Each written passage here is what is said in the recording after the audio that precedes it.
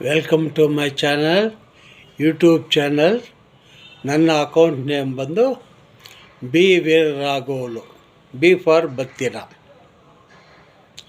ಆಧ್ಯಾತ್ಮಕ ಚಿಂತನೆ, ಬ್ರಹ್ಮವಿದ್ಯಾ ವಿಚಾರಣ. ಹರಿ ಓಂ ಶಿವ ಓಂ ಗುರು ಓಂ ಗುರು ಬ್ರಹ್ಮ ಗುರು ವಿಷ್ಣು ಗುರುದೇವ ಮಹೇಶ್ವರ ಗುರು ಸಾಕ್ಷಾತ್ ಪರಬ್ರಹ್ಮ ತಸ್ಮೈ ಶ್ರೀ ಗುರುವೇ ನಮಃ. ಇವಾಗ ಗತ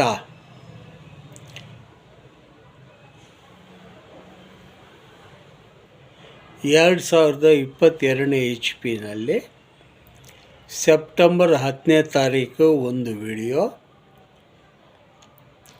ಆಮೇಲೆ ಸೆಪ್ಟೆಂಬರ್ 12ನೇ ತಾರೀಕು ಒಂದು ವಿಡಿಯೋ, ಆಮೇಲೆ ಸೆಪ್ಟೆಂಬರ್ 17ನೇ ತಾರೀಕು ಇನ್ನೊಂದು ವಿಡಿಯೋ. ಇದರಲ್ಲಿ 3 ಭಾಗ ಮಾಡಿದ್ದೀನಿ. ಸಾಂಖ್ಯ ಯೋಗ, ತಾರಕ ಯೋಗ, ಮನಸ್ಸುಕ ಯೋಗ, ಕುಂಡಲಿನಿ ಯೋಗ, ಸಚ್ಚಿದಾನಂದ ಯೋಗ, ಅಚಲ ಪರಿಪೂರ್ಣ ಸದ್ಬೋಧೆ. ಈ 6 ಹಂತಗಳು 3 ವಿಡಿಯೋದಲ್ಲಿ ಸ್ಪಷ್ಟವಾಗಿ ನಾನು ತಿಳಿಸಿದ್ದೀನಿ. ಆದರೂ ವೀಕ್ಷಕರು ಅದನ್ನು ಮರ್ತು ಬಿಟ್ಟಿದ್ದಾರೋ ಏನೋ. ಮತ್ತೆ ಪ್ರಾರಂಭದಿಂದ ನಾನು ಹೇಳ್ತೀನಿ ತಮಗೆಲ್ಲರಿಗೂ, ಎಲ್ಲ ಸಣ್ಣ ಮಕ್ಕಳಿಗೂ ಅರ್ಥವಾಗೋ ರೀತಿಯಲ್ಲಿ ಎಲ್ಲರಿಗೂ ನಾನು ನನ್ನ ಗುರುಗಳು ನನಗೇನು ಕಲಿಸ್ಕೊಟ್ಟಿದ್ದಾರೋ, ಬಾಗಲೂರು ಪುಟ್ಟಪ್ಪ ಸ್ವಾಮಿ, ಚಾಕ್ಲೇಟ್ ಬಾಗಲೂರು ಪುಟ್ಟಪ್ಪ ಸ್ವಾಮಿ ಅವರು ನಮಗೆ ಏನು ಈ ಬ್ರಹ್ಮವಿದ್ಯೆಯನ್ನು ನನಗೇನು ಕಲಿಸ್ಕೊಟ್ಟಿದ್ದಾರೋ ಅದನ್ನು ನಿಮಗೆ ಪರಿಪೂರ್ಣವಾಗಿ ನಾನು ಬೋಧನೆ ಮಾಡ್ತೀನಿ. ಇವಾಗ ಗುರುಪುತ್ರರೇ ಆಗಲಿ ಮತ್ತು ಸಾಮಾನ್ಯರೇ ಆಗಲಿ ಯಾರು ಬೇಕಾದ್ರೂ ಈ ಸಾಧನೆಯನ್ನು ಧಾರಾಳವಾಗಿ ಮಾಡ್ಕೋಬೋದು. ಆದರೆ ಇದು ಕ್ರಮಬದ್ಧವಾಗಿ ಮಾಡ್ತಕ್ಕಂಥದ್ದು. ಹೇಗಪ್ಪ ಅಂದರೆ,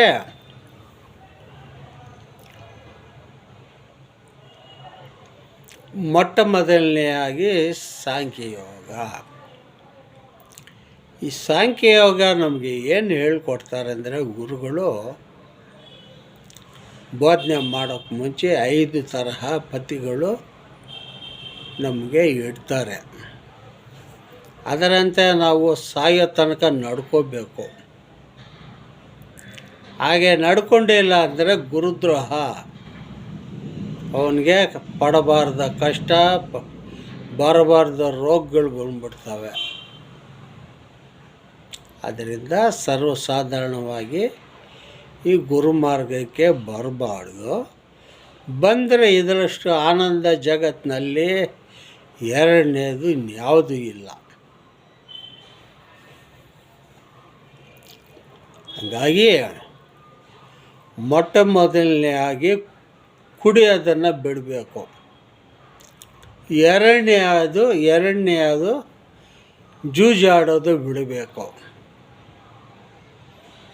ಮೂರನೇದು ಸುಳ್ಳೆತನ ಮಾಡಬಾರ್ದು. 4ನೇದು ಕಳ್ತನ ಮಾಡಬಾರ್ದು. 5ನೇದು ಹೆಚ್ಚಿಗೆ ಸುಳ್ಳು ಹೇಳಬಾರ್ದು. ಯಾವಾಗ ಸುಳ್ಳು ಹೇಳಬೇಕಾದ್ರೆ ನಮಗೆ ಪ್ರಾಣಾಪಾಯ ಬರ್ತದೆ ನೋಡಿ, ಅಂಥ ಟೈಮ್ನಲ್ಲಿ ನಾವು ಸುಳ್ಳು ಹೇಳುವುದು. ಅದು ಗುರು ಮೇಲೆ ಭಾರ ಹಾಕಿ ಈ ರೀತಿಯಾಗಿ 5 ಪತಿಗಳು ಇಡ್ತಾರೆ ನಮಗೆ. ಸ್ಟಾರ್ಟಿಂಗು ಒಬ್ಬೊಬ್ಬ ಗುರು ಒಂದೊಂದು ರೀತಿಯಾಗಿ ಮಂತ್ರೋಪದೇಶ ಮಾಡ್ತಾರೆ. ಅವ್ರವ್ರು ತೋಚಿದ್ದು ಅವ್ರವ್ರ ಗುರುಗಳು ಹೇಳಿದ್ದು ಹೇಳ್ಕೊಂಬರ್ತಾರೆ. ಹೇಗಪ್ಪ ಅಂದರೆ, ಕೆಲವರು ನಮ ಶಿವಾಯ ಅಂತ ಬೋಧನೆ ಮಾಡ್ತಾರೆ, ಇನ್ನು ಕೆಲವರು ಓಂ ನಮ ಶಿವಾಯ ಅಂತ ಬೋಧನೆ ಮಾಡ್ತಾರೆ,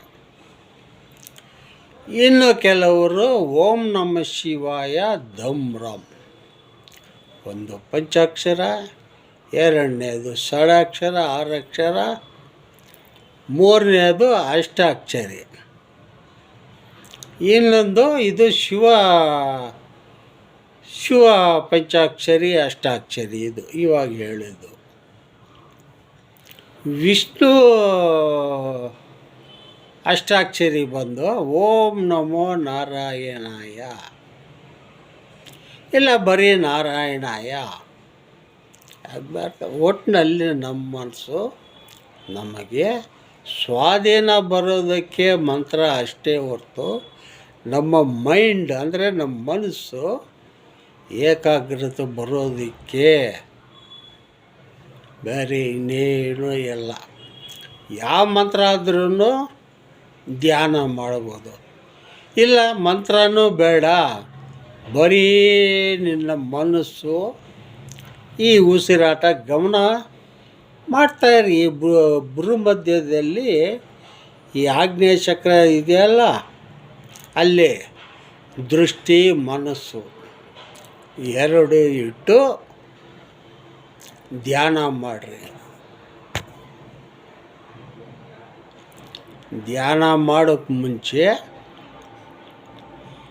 ಗುರುಗಳಿಗೆ ನಮಗೆ ರೇಚಕ ಪೂರಕ ಅಂತ ನಮಗೆ ಹೇಳ್ಕೊಡ್ತಾರೆ.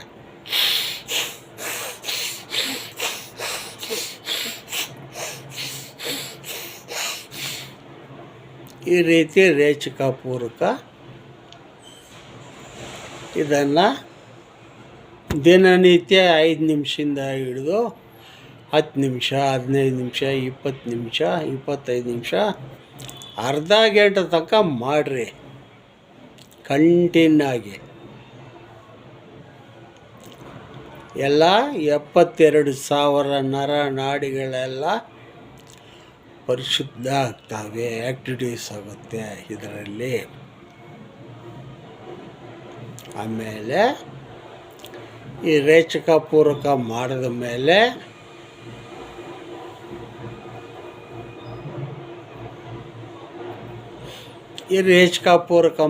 ಮೇಲೆ ಷಣ್ಮುಖಿ ಮುದ್ರೆ ಅಂತ ಒಂದು ಐತೆ, ಅದು ಗುರುಗಳು ಹೇಳ್ಕೊಡ್ತಾರೆ. ಇವಾಗ ಈ ವಿಡಿಯೋ ನೋಡೋರು ಕಲ್ತ್ಕೋಬೋದು, ಇದೇನೋ ದೊಡ್ಡ ಬ್ರಹ್ಮವಿದ್ಯೇನಿಲ್ಲ.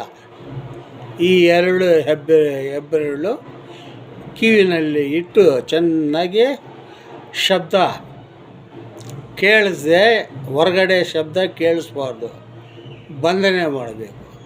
ಎರಡನೇದಾಗಿ ಈ 2 ಬೆರಳುಗಳನ್ನು, ಕಣ್ಣನ್ನು ಸ್ವಲ್ಪ ಚೆನ್ನಾಗಿ ಉಜ್ಜಿ ಮೆತ್ತಗೆ ನಿಧಾನವಾಗಿ ಒಂದು 5 ನಿಮಿಷ ಕಾಲ ಕಣ್ಣಂಚಿನ ಭಾಗದಲ್ಲಿವರೆಗೆ ಎಳೀಬೇಕು. ಈ ರೀತಿ 3 ಟೈಮ್ಸ್ ಮಾಡಿರಿ. ಒಂದು ರೇಚಕ ಪೂರಕ, ಎರಡನೇದು ಮುದ್ರೆ ಹಾಕಿ ನೋಡೋದು ಷಣ್ಮುಖಿ ಮುದ್ರೆ, ಮೂರನೇದು ಧ್ಯಾನ. ಯೋಗಾಸನಗಳು ಅದು ಇದು ಏನು ಬೇಕಾದ್ರೂ ಮಾಡ್ಕೊಳ್ರಿ, ಅದು ನಿಮ್ಗೆ ಸಂಬಂಧಪಟ್ಟಿದ್ದು. ಈ ಮನಸ್ಸು ಏಕಾಗ್ರತೆ ಬರಬೇಕಾದ್ರೆ ಧ್ಯಾನ ಒಂದು ಬಿಟ್ಟರೆ ಬೇರೆ ಇನ್ನೊಂದು ದಾರಿನೇ ಇಲ್ಲ.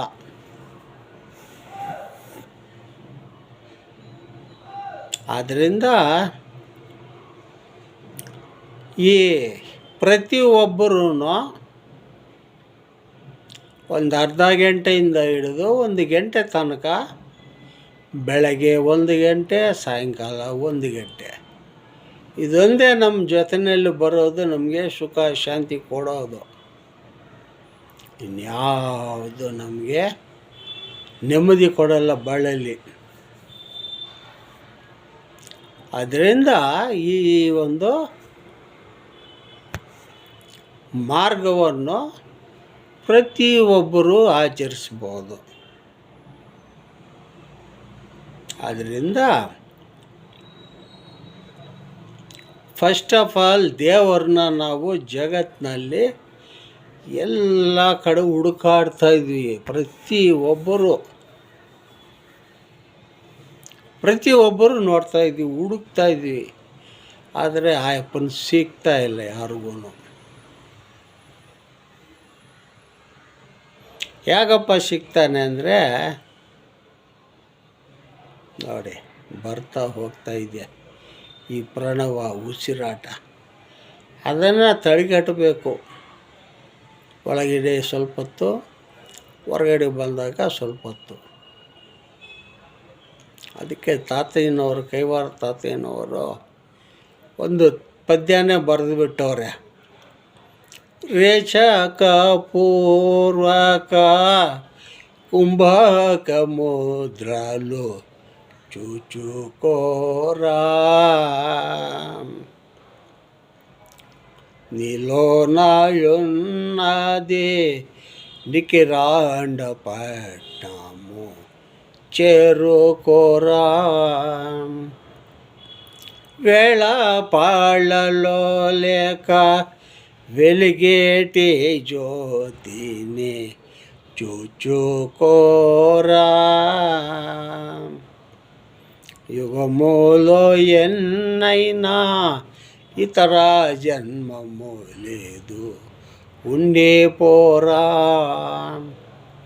ಈ ರೇಚಕಾಪುರದಲ್ಲಿ ಪೂರ್ವಕದಲ್ಲಿ ಒಳಗಡೆ ಬರ್ತಾ ಇದ್ದಾನೆ ಪರಮಾತ್ಮ, ಹೊರಗಡೆ ಬರ್ತಾ ಇದ್ದಾನೆ. ಅದನ್ನು ಇದನ್ನೇನು ಮಾಡಬೇಕಂದ್ರೆ ನಾವು ತಡೆಗಟ್ಟಬೇಕು ಸ್ವಲ್ಪ ಹೊತ್ತು. ಅಂತರ್ಕುಂಭಕ ಅಂತ ಒಂದು ಮಾರ್ಗ ಐತೆ, ಬಹಿರ್ಕುಂಭಕ ಅಂತ ಒಂದು ಮಾರ್ಗ ಐತೆ. ಅಂತರ್ಕುಂಭಕ ಅಂದರೆ ಈ ಉಸಿರಾಟ ಒಳಗಡೆ ತಗೊಂಡ್ಮೇಲೆ ಮೂಲಾಧಾರ ಚಕ್ರ, ಸ್ವಾಧಿಷ್ಠಾನ ಚಕ್ರ, ಮಣಿಪೂರಕ ಚಕ್ರ, ಅನಾಹುತ ಚಕ್ರ, ಆಗ್ನೇಯ ಚಕ್ರ, ವಿಶುದ್ಧ ಚಕ್ರ, ಆಗ್ನೇಯ ಚಕ್ರ, ಸಹಸ್ರಾರ ಚಕ್ರ ಅಂತ 7 ಚಕ್ರಗಳೈತೆ ನಮ್ಮಲ್ಲಿ ಪ್ರತಿಯೊಬ್ಬರಲ್ಲಿ. ಆ ಸ್ಥಾನದಲ್ಲಿ ಒಳಗಡೆ ಸ್ವಲ್ಪ ಹೊತ್ತು, ಹೊರಗಡೆ ಸ್ವಲ್ಪ ಹೊತ್ತು. ಅಂತರ್ಕುಂಭಕ, ಒಳಗಡೆ ಕುಂಭಕ.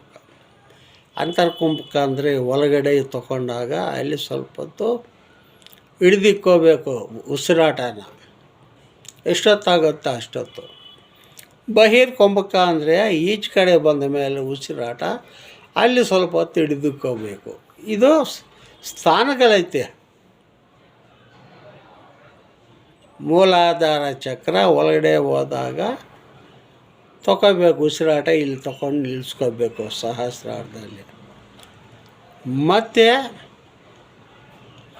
ಬಹಿರ್ಕುಂಭಕ ಅದೆಲ್ಲಿ ನಾವು ಇಳಿಸ್ಕೋಬೇಕಂದ್ರೆ ಸ್ವಾಧಿಷ್ಠಾನ ಚಕ್ರಕ್ಕೆ ಬಂದಾಗ ಅದನ್ನು ಅಲ್ಲಿ ಇಳಿಸ್ಕೋಬೇಕು, ಅಲ್ಲಿ ಬಿಟ್ಬಿಡಬೇಕು.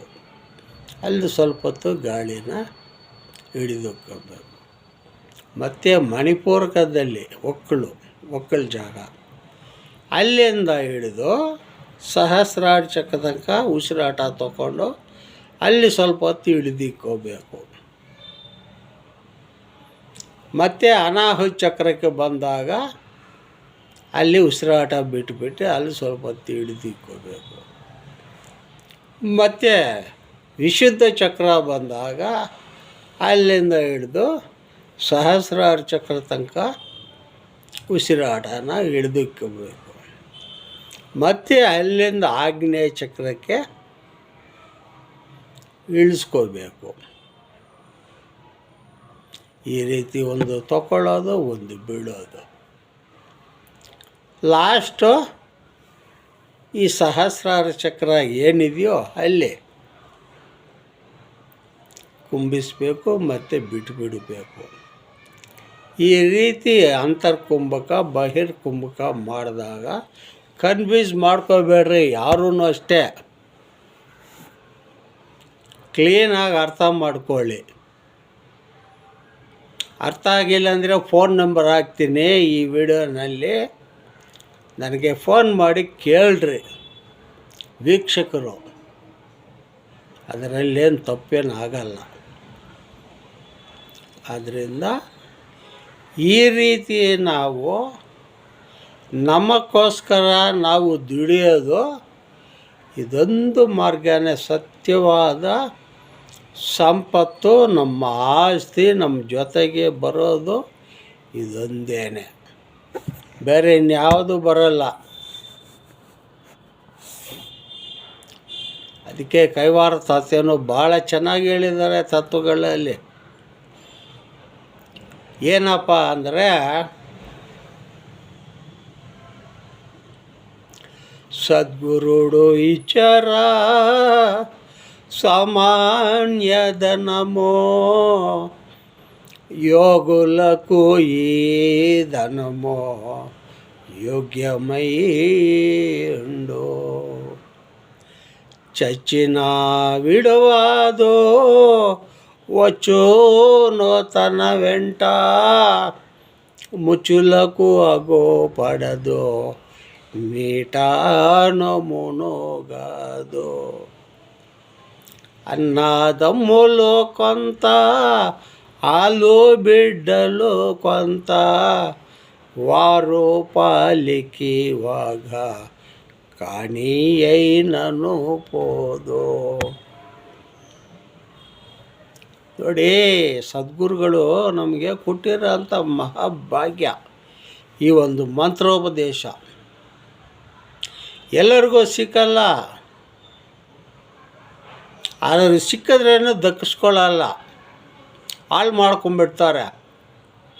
ಕುಡಿಯೋದು ಈ ಪತಿಗಳೆಲ್ಲ ಇಟ್ಟಿರ್ತಾರಲ್ಲ, ಅದನ್ನು ಮೀರಿ ಏನಾದ್ರೂ ಅಲ್ಕ ಕೆಲಸಗಳು ಮಾಡೋದಾದರೆ ಅವನಿಗೆ ಬರಬಾರ್ದೆಲ್ಲ ದರಿದ್ರ ಬಂದು ಸುತ್ಕೊಂಡ್ಬಿಡ್ತವೆ.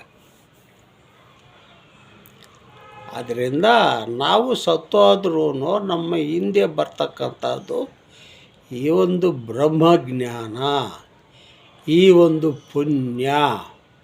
ನಾವೇನು ಸಾಧನೆ ಮಾಡಿದ್ದೀವೋ ಅದು ನಮ್ಮ ಖಾತೆಯಲ್ಲಿ ಫಿಕ್ಸೆಡ್ ಡಿಪಾಸಿಟ್ ಥರ. ಫಿಕ್ಸೆಡ್ ಡಿಪಾಸಿಟ್ ಅಂದರೆ ಮತ್ತು ನಾವು ಡ್ರಾ ಮಾಡೋಂಗೇ ಇಲ್ಲ.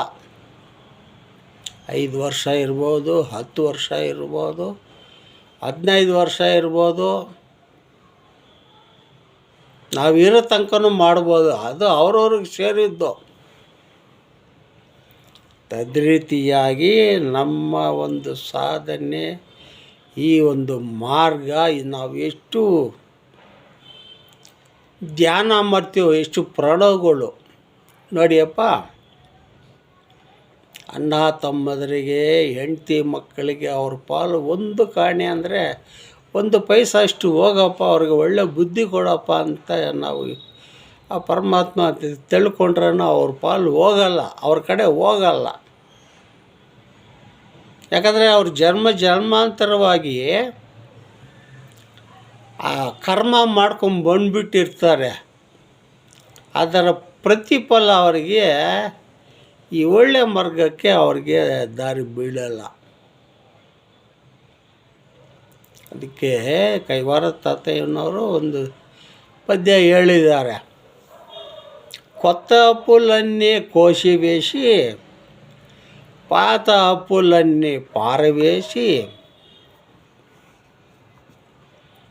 ಬಾಕಿ ಪಡೆಯುವಂತೆ ಬಾಟ ಚಿಕ್ಕದುರ ನಾದು ಬ್ರಹ್ಮಾನಂದ ನಾರೇನ ಕವೆ. ನಾವು ಹೊಸದಾಗಿ ಏನೇನೋ ಪಾಪಗಳು ಮಾಡ್ತಾಯಿದ್ವೋ, ಹಿಂದಿನ ಜನ್ಮದಲ್ಲಿ ಆಗಲಿ ಯಾವಾಗ ಮಾಡಿದ್ದೆಲ್ಲ ಹಳೆ ಪಾಪಗಳು. ಈ ಎಲ್ಲ ಎರಡೂ ಸೌದೋಗಬೇಕು. ಲೆವೆಲ್ ಆದಾಗ ಆವಾಗ ಪರಮಾತ್ಮನ ಕಡೆ ನಮಗೆ ದಾರಿ ಸಿಕ್ಕುತ್ತೆ. ನಾವೆಂತ ಬೇಡ ಅಂತ ಹೋಗ್ತಾಯಿದ್ರೂ ಯಾರೋ ಒಬ್ಬರು ಮಹಾತ್ಮರು ಪುಣ್ಯಾತ್ಮರು ಹೇಳ್ಕೊಂಡು ಹೋಗ್ತಾರೆ ಗುರುಗಳ ಹತ್ರ. ಹೀಗಾಗಿ ನಾವು ಚಿಕ್ಕ ವಯಸ್ಸಿನಲ್ಲಿ 16ನೇ ವಯಸ್ಸಿನಲ್ಲೇ ನಾನು ಆವಾಗ ಮದುವೆ ಇಲ್ಲ, ಬ್ಯಾಚುಲರ್. ನನಗೆ ಇಂಥ ಗುರುಗಳು ಸಿಕ್ಕಿದ್ದಾರೆ, ಪರಮಾತ್ಮನ ತೋರಿಸ್ಕೊಟ್ಟಂಥ ಅವರು. ನಮಗೆ ಇವಾಗ ಬಿಟ್ಟರೆ ಗುರುಗಳು ಮತ್ತೆ ನಮಗೆ ಸಿಕ್ಕಲ್ಲ ಅಂತ ನಾನೇನು ಮಾಡಿದೆ, 4 ವರ್ಷ ನನ್ನ ಗುರುಗಳು ಜೀವಂತವಾಗಿ ಇರೋ ತನಕ 1982 HP ನಾನು ಗುರುದೀಕ್ಷೆ ಪಡ್ಕೊಂಡಿರೋದು ನಮ್ಮ ಗುರುಗಳ ಹತ್ರ, ಚಾಕ್ಲೇಟ್ ಬಾಗ್ಲೂರು ಪುಟ್ಟಪ್ಪ ಸ್ವಾಮಿ. ಅವ್ರ ಸಮಾಧಿ ಬಂದು ಗೋಪಾಲಪುರದಲ್ಲಿ, ಗುಮ್ಮನಹಳ್ಳಿ ಆ ಪಕ್ಕದಲ್ಲೇ, ಒಂದು ಅರ್ಧ ಕಿಲೋಮೀಟ್ರು. ಅವರು 3 ತಿಂಗಳು ಮುಂಚಿತವಾಗಿ ಹೇಳಿ ಪ್ರಾಣ ಬಿಟ್ಟಿದ್ದಾರೆ ಅಂತ ಪುಣ್ಯಾತ್ಮರವರು. ಅದರಿಂದ ಕೈವಾರ ತಾತಯ್ಯನವರು ಈ ರೀತಿ ಹೇಳಿದ್ದಾರೆ, ಕೊತ್ತ ಅಪ್ಪುಲನ್ನಿ ಕೋಶವೇಶಿ, ಪಾತ ಅಪ್ಪುಲನ್ನಿ ಪಾರವೇಶಿ, ಬಾಕಿ ಪಡೆಯುಂಟೆ ಬಾಟ ಚಿಕ್ಕದರ ನಾದು ಬ್ರಹ್ಮಾನಂದ ನಾರೀನ ಕವಿ. ಕೈವಾರ ತಾತಯ್ಯನವರು ಹೇಳಿದ್ದಾರೆ, ವೀರಬ್ರಹ್ಮೇಂದ್ರ ಸ್ವಾಮಿ ಹೇಳಿದ್ದಾರೆ, ಯೋಗಿ ವೇಮಣ್ಣವರು ಹೇಳಿದ್ದಾರೆ.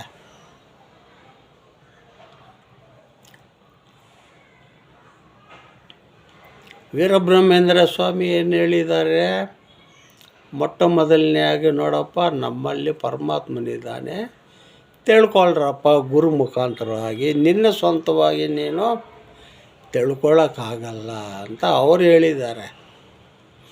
ಚಿಲ್ಲರರಾಳ್ಳಕು ಮೊಕ್ಕುಚು ನೊಂಟೆ ಚಿತ್ತಮು ಚೆಡು ನೋವರೇ ವರೇ, ಚಿತ್ತಮು ನಂದು ಚಿನ್ಮಯ ಜ್ಯೋತಿನಿ ಚುಚುಟ నుండుట సరే సరే, భూములు బుట్టలు తిరుగుచునుంటే బుద్ధులు చెడునో ఒరే ఒరే, బుద్ధిలో ఉన్న పున్నమ చంద్రుని చుచుట నుండుట సరే సరే,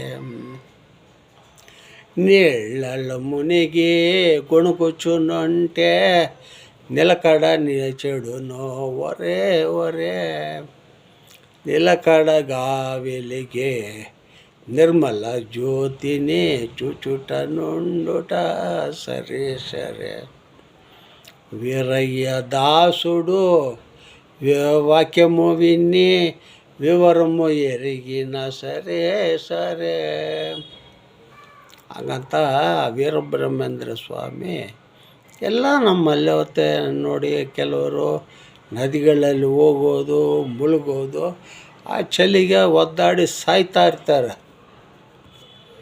ಆವಾಗ ಮನಸ್ಸು ಎಲ್ಲಿ ಹೋಗುತ್ತೆ, ಚಳಿ ಮೇಲೆ ಹೋಗುತ್ತೆ, ಪರಮಾತ್ಮನ ಮೇಲೆ ಹೋಗಲ್ಲ ಧ್ಯಾನ.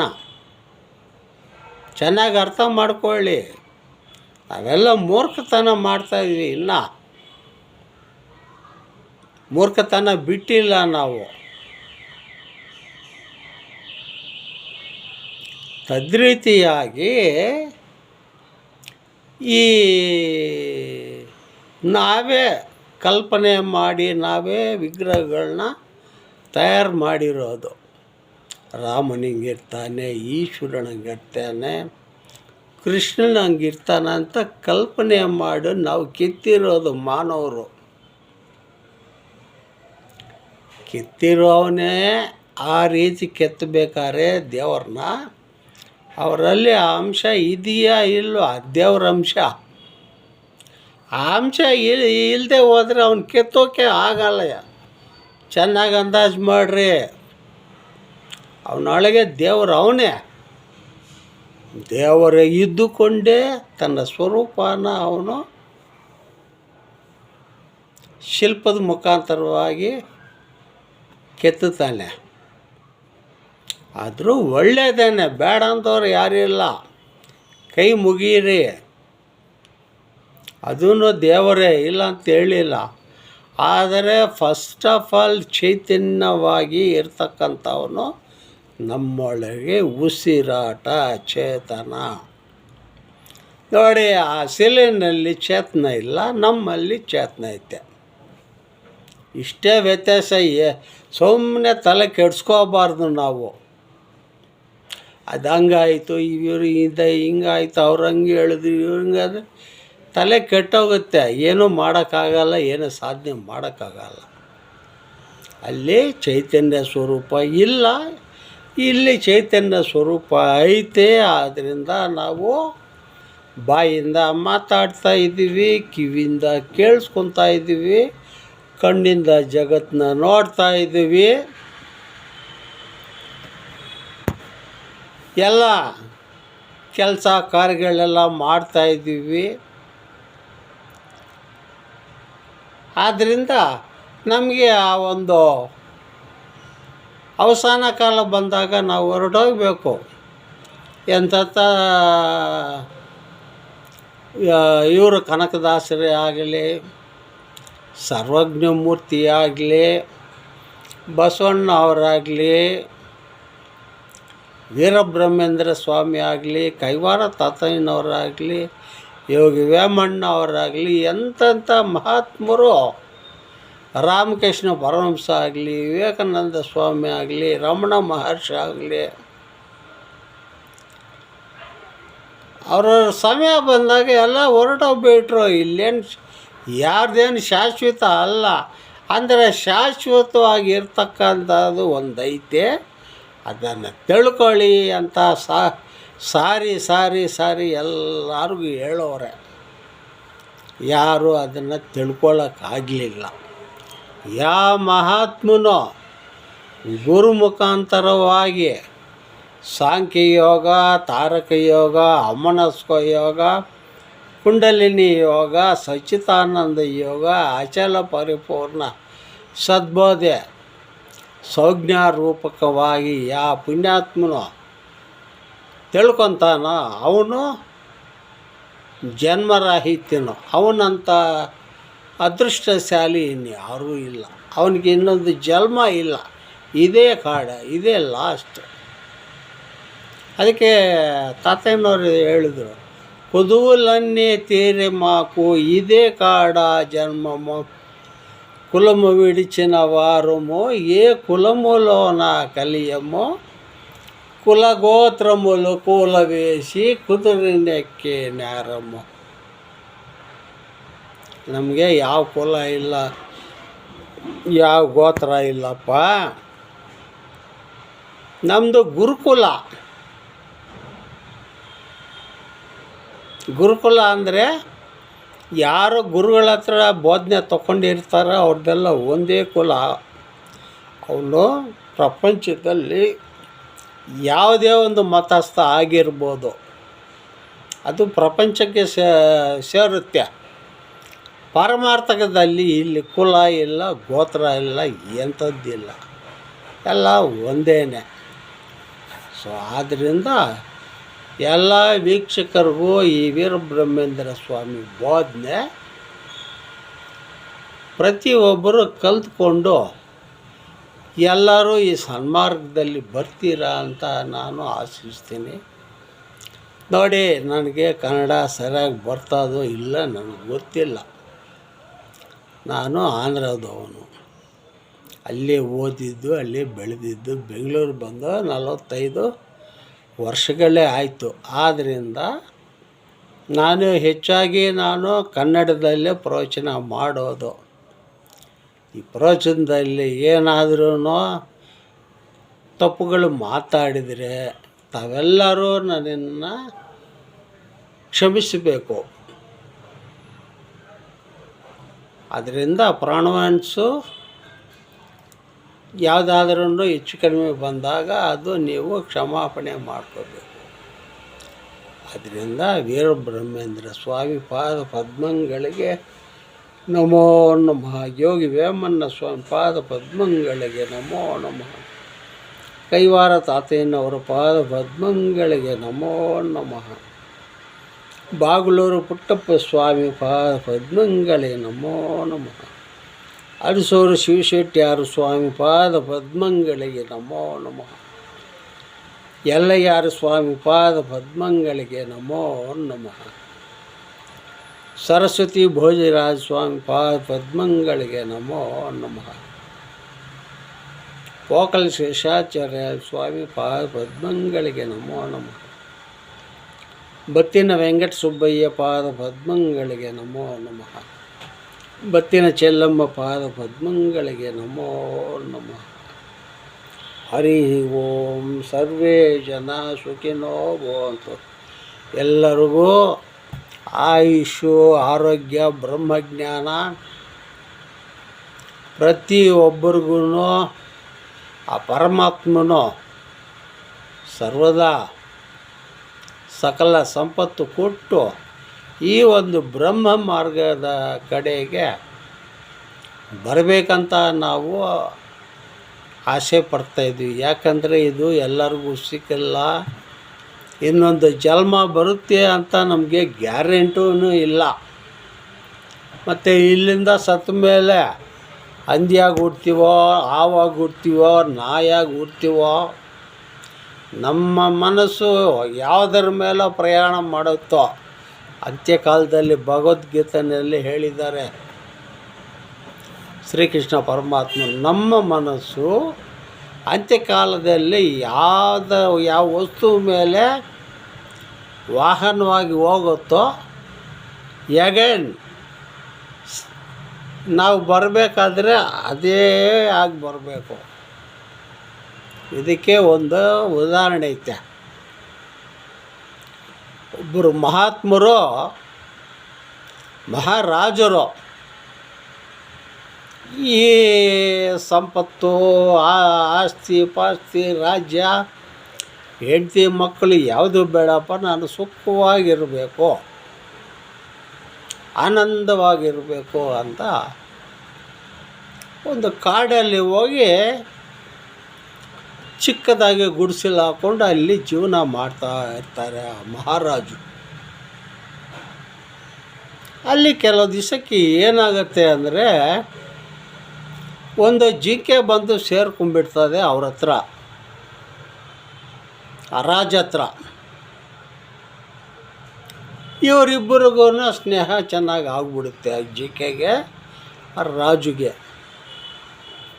ಕೆಲವು ಕಾಲ ಆದ ಮೇಲೆ ಇವರಿಗೆ ಅವಸಾನ ಕಾಲ ಬಂದ್ಬಿಡ್ತದೆ ರಾಜುಗೆ.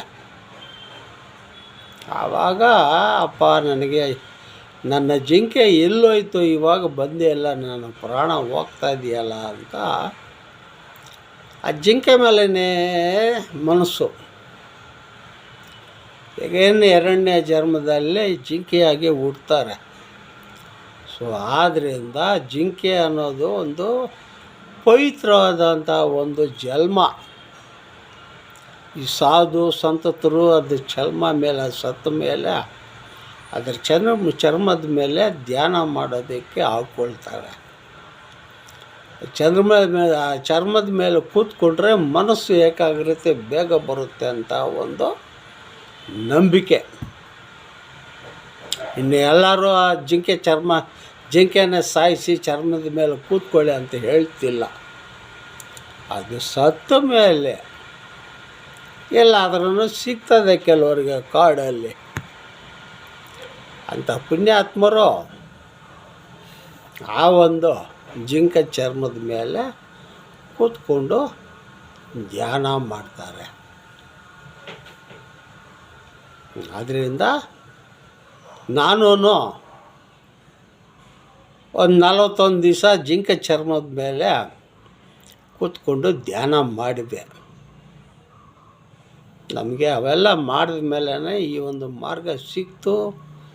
ಆ ಗುರುಗಳು ಹೇಳಿರೋ ಅಂಥ ಬೋಧನೆ ನಮಗೆ ಪರ್ಮನೆಂಟಾಗಿ ಶಾಶ್ವತವಾಗಿ ಉಳ್ಕೊಂಬಿಡ್ತು. ನಾವೆಲ್ಲ ಪುಸ್ತಕ ನೋಡಿ ಹೇಳ್ತಾ ಇಲ್ಲ, ಸ್ಪೀಚ್ ಹಂಗೆ ಹೋಗ್ತದೆ. ಎಷ್ಟು 7 ರಾತ್ರಿ ಆಗಲಿ 7 ಹಗಲೇ ಆಗಲಿ ಹೇಳ್ಕೊಂಡು ಹೋಗ್ತಾನೆ ಇರ್ತೀವಿ. ನಮಗೇನು ರೆಸ್ಟೂ ಬೇಕಾಗಿಲ್ಲ. ಕೇಳೋರಿದ್ದರೆ ಹೇಳೋದಕ್ಕೆ ನಾವು ರೆಡಿಯಾಗಿರ್ತೀವಿ.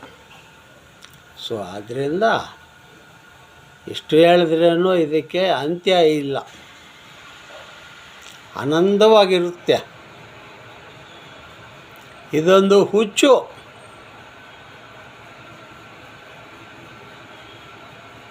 ಈ ಹುಚ್ಚು ಹಿಡಿದ್ರೆ ಮತ್ತೆ ಬಿಡಲ್ಲ ಯಾರನ್ನೂ. ಅಂತ ಇಂಥ ಹುಚ್ಚಲ್ಲ, ಬ್ರಹ್ಮಜ್ಞಾನ ಹುಚ್ಚು. ಇದು ಎಲ್ಲರಿಗೂ ಹಿಡಿಸಲ್ಲ. ಚೆನ್ನಾಗಿ ಅರ್ಥ ಮಾಡ್ಕೊಳ್ಳಿ. ಬ್ರಹ್ಮಜ್ಞಾನಿಗಳಿಗೆ ಅಜ್ಞಾನಿಗಳನ್ನ ಕಂಡ್ರೆ ಅವ್ರಿಗಾಗಲ್ಲ. ಅಜ್ಞಾನಿಗಳಿಗೆ ಬ್ರಹ್ಮಜ್ಞಾನಿಗಳನ್ನ ಕಂಡ್ರೆ ಆಗಲ್ಲ. ಯಾಕಂದರೆ ಕಾಗಿನೂ ಇದೆ, ಕೋಗಿಲ ಇದೆ. ಇದರ ಧ್ವನಿನೇ ಬೇರೆ. ಕೋಗಿಲ ಚೆನ್ನಾಗಿ ಆಡ್ತಾಯಿದೆ, ಕಾಗಿಗೆ ಅದು ಬರಲ್ಲ ಧ್ವನಿ. ಆದ್ದರಿಂದ ಕೋಗಿಲ ಕಂಡ್ರೆ ಕಾಗಿಗೆ ಆಗೋದೇ ಇಲ್ಲ. ಪಾಪ ಕಾಗಿನ ಏನೂ ಮಾಡಲ್ಲ ಕೋಗಿಲ, ಅದ್ರ ಪಾಟಿಗೆ ಹೊರಡೋಗ್ಬಿಡ್ತದೆ. ಆ ರೀತಿ ಇದು ನಮ್ಮ ಮಾರ್ಗ. ಹರಿ ಓಂ ಶಿವ ಓಂ ಗುರು ಓಂ. ಓಂ ಶಾಂತಿ ಓಂ ಶಾಂತಿ ಓಂ ಶಾಂತಿ.